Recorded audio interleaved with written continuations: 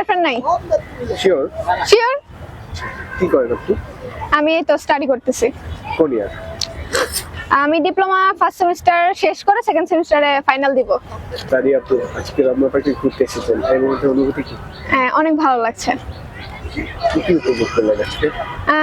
ছবি তুললাম, এক্সপ্লোর করলাম, এই তো। কার সাথে এসেছেন? বোন আর ফ্রেন্ডের সাথে। ঘুরতে বের হলে সব থেকে বেশি আনন্দ পান কার সাথে?